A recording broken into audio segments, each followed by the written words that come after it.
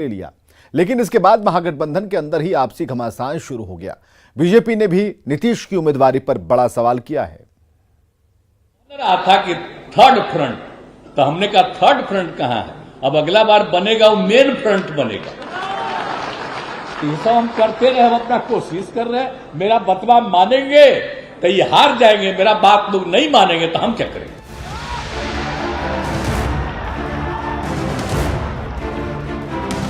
रविवार को पटना के श्री कृष्ण सिंह मेमोरियल हॉल में जेडीयू के खुले अधिवेशन में खुद नीतीश कुमार ने मेन फ्रंट की दावेदारी ठोककर बीजेपी को 2024 की चुनौती दे डाली। नीतीश कुमार के पहले पार्टी अध्यक्ष ललन सिंह ने भी नीतीश कुमार को देश का भावी नेता करार दे दिया। भाई, हमारे नेता में काम करने की दिशा भी है, दृष्टि भी है और उसको कार्यान्वित करने की क्षमता भी। कौन सा काम 2005 में जब बिहार के मुख्यमंत्री के रूप में नीतीश कुमार जी ने सत्ता संभाली, 2005 से लेकर आज तक जितने काम है, इनको एक एक काम को देखिए, पूरे देश में नजीर बना है, पूरे देश में नजीर बना है। जेडीयू का संकल्प है कि 2024 में बीजेपी मुक्त भारत बनाएगी। वहीं कांग्रेस ने साफ कहा है कि 2024 में राहुल गांधी की अगुवाई में ही चुनाव लड़ेंगे। देश के अलग अलग राजनीतिक दल अपने अपने तरीके से तैयारी करते हैं। जदयू भी अपने तरीके से तैयारी कर रहा है, कांग्रेस भी अपने तरीके से कर रही है, गठबंधन में शामिल राजद, हम सब लोग अपने अपने तरीके से कर रहे हैं और हम सब गोलबंद हैं। 2024 में राहुल गांधी जी के नेतृत्व में ये देश नरेंद्र मोदी जी को सत्ता से उखाड़ फेंकेगा। इधर नीतीश कुमार और उनकी पार्टी की ललकार पर बीजेपी ने भी तंज कसा है। भाजपा मुक्त बिहार और देश तो नहीं होगा, लेकिन 2024 आते आते बिहार जो है और देश जो है वो जेडीयू मुक्त हो जाएगा। भी जो पार्टी अपने बलबूते पर दिल्ली विधानसभा चुनाव, जहां बिहारी मतदाताओं की संख्या कम से कम 50-60 लाख है, वहां पर सभी सीट पर जमानत जब्त हो जाती है, कुल मतदान का 0.16% प्राप्त होता है, जिस पार्टी को गुजरात में केवल 30 वोट प्राप्त होता है और जो पार्टी बिहार में केवल 45 सीटों पर सिमट गई, वो लाल किले पर झंडा फहराने का सपना देख रही है। जेडीयू के खुले अधिवेशन में पार्टी के बड़े नेता से लेकर कार्यकर्ता तक ने नीतीश कुमार को पीएम पद का दावेदार बता दिया। 2024 में बीजेपी और प्रधानमंत्री मोदी के सामने विपक्ष का चेहरा साबित कर दिया, लेकिन ये किसी ने नहीं बताया कि नीतीश कुमार और उनकी पार्टी की इस दावेदारी में विपक्ष का कितना साथ है और अगर नहीं है तो नीतीश के सपनों को पंख कैसे लगेंगे। न्यूज 18 के लिए पटना से आनंद अमृतराज के साथ दिल्ली से अमितेश सिंह की रिपोर्ट।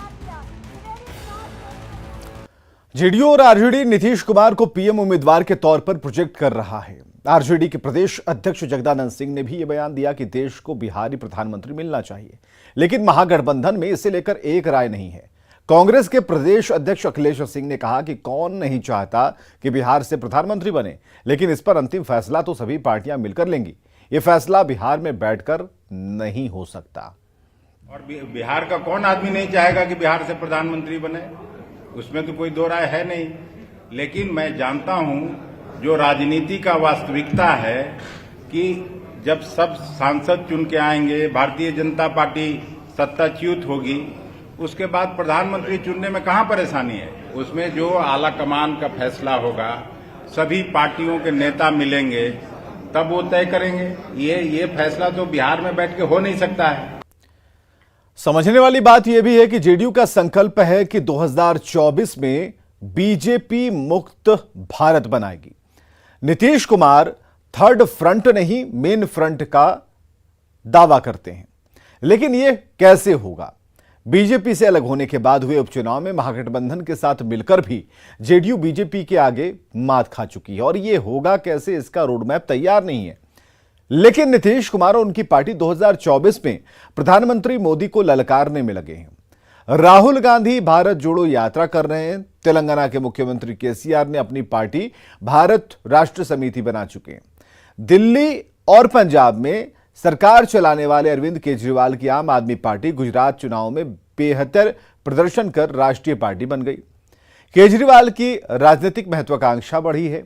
वो खुद को कांग्रेस का विकल्प मानती है। ममता बनर्जी भी नीतीश की राह में एक बड़ा रोड़ा है।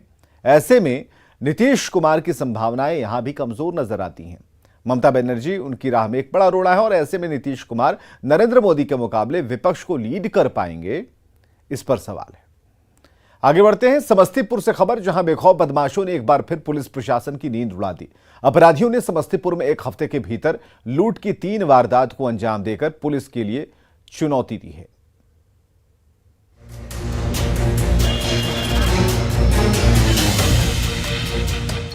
समस्तीपुर में एक हफ्ते में तीसरी बार लूट की वारदात को अंजाम देकर अपराधियों ने पुलिस प्रशासन को खुलेआम चुनौती दी।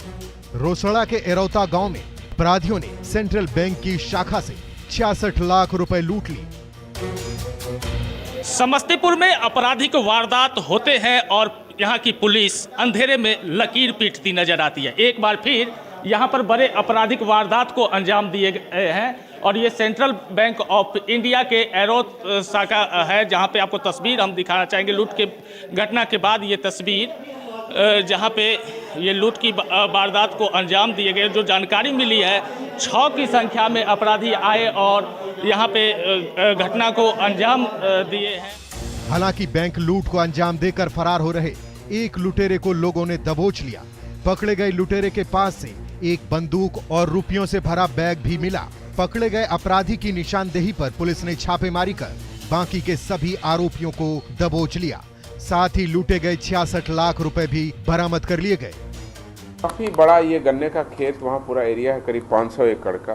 रोसड़ा थाना में भुतहा गांव में ये एरिया है जहाँ पे अपराध कर्मी छुप गए। सर्च अभियान में पूरी की पूरी राशि लगभग 2 बैग लगभग वहाँ है संभवतः, और 2 बैग में पूरी की पूरी राशि गन्ने के खेत से हमारी टीम ने बरामद की है। सेंट्रल बैंक की शाखा से लूटकांड मामले में तो पुलिस को कामयाबी मिल गई, लेकिन बीते 6 दिसंबर को लूट की 2 बड़ी वारदात में पुलिस के हाथ अभी भी खाली हैं। इन 2 तस्वीरों को देखिए। ये तस्वीरें इस बात का सबूत है कि अपराधियों की नजर में कानून की क्या हैसियत है। 6 दिसंबर को अपराधियों ने हीरा ज्वेलर्स से 1 करोड़ से ज्यादा के जेवर लूट लिए। अपराधियों ने दुकान के मालिक को टेप से बांधकर पूरा काउंटर और लॉकर तक खंगाल दिया। प्रशासन के लिए शर्म की बात यह है कि एसपी आवास से महज 2 किलोमीटर की दूरी पर अपराधियों ने इस वारदात को अंजाम दिया। 6 दिसंबर को ही भोला टॉकीज की मालकिन मधुलिका सिंह के घर के दरवाजे को तोड़कर 10 की संख्या में आए अपराधियों ने उनके घर को खंगाल डाला।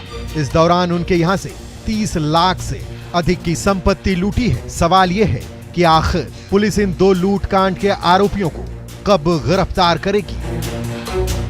न्यूज़ 18 के लिए समस्तीपुर से मुकेश कुमार और पटना से संजय कुमार की रिपोर्ट।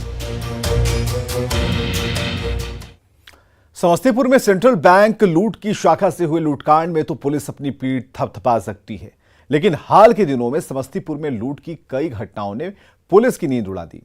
हाल के दिनों में समस्तीपुर में हुए लूट के आंकड़ों को अगर देखा जाए तो 4 अगस्त की तारीख जब वारिसनगर थाना के भादोघाट में सीएसपी संचालक से 2,34,000 रुपए लूटे गए। 12 अगस्त को कल्याणपुर थाना इलाके में सीएसपी संचालक से 3 लाख की लूट हो गई। 14 अगस्त 2022 को जर्दा कारोबारी से 1,25,000 की लूट हुई। 19 अगस्त को मथुरापुर के विकासनगर मोहल्ले में गल्ला कारोबारी को गोली मारकर 2,26,000 रुपए लूट लिए गए। 29 अक्टूबर 2022 को एसबीआई की शाखा से 3.5 लाख की लूट हुई। वहीं 3 नवंबर 2022 को विभूतिपुर के शिवनाथपुर के किरण ज्वेलर्स से 22.5 लाख के जेवर की लूट हुई। 3 दिसंबर को यह आंकड़ा हसनपुर थाने के हसनपुर बाजार में दुकान के कर्मचारियों को बंधक बनाकर लूट की घटना को अपराधियों ने अंजाम दिया। तो बीते 6 दिसंबर को हीरा ज्वेलर्स से 1 करोड़ से ज्यादा के जेवर लूटे गए। 6 दिसंबर को भोला टॉकीज के मालिक के घर से 30 लाख की लूट हुई। समस्तीपुर में लूट की कई वारदातों से पुलिस प्रशासन पर सवाल खड़े हो रहे हैं। लॉ एंड ऑर्डर को लेकर मौजूदा सरकार काफी गंभीर है। सीएम नीतीश कुमार दावा करते हैं कि कानून व्यवस्था सरकार की सर्वोच्च प्राथमिकता है। सीएम ने अपराध नियंत्रण में किसी प्रकार की कोताही न हो, अपराध की जांच में तेजी लाई जाए और समय पर इसे पूरा की जाए। रात में गश्त बढ़ाई जाए, पैदल गश्त से कोई लापरवाही ना हो। वरिष्ठ अधिकारी भी अपने स्तर पर मॉनिटरिंग करें। ये निर्देश पहले ही मुख्यमंत्री दे चुके हैं। सिमडेगा से खबर, जहां 3 महीने तक मासूम बच्ची से दुष्कर्म करने वाला इमाम पकड़ा गया। परिजनों ने उस पर कड़ी कार्रवाई की मांग की तो अंजुमन कमेटी ने आरोपी इमाम को हटा दिया। इमाम ने की मासूम की इज्जत तार-तार, धमकी देकर 3 माह तक करता रहा रेप। सिमडेगा पुलिस ने इमाम को किया अरेस्ट।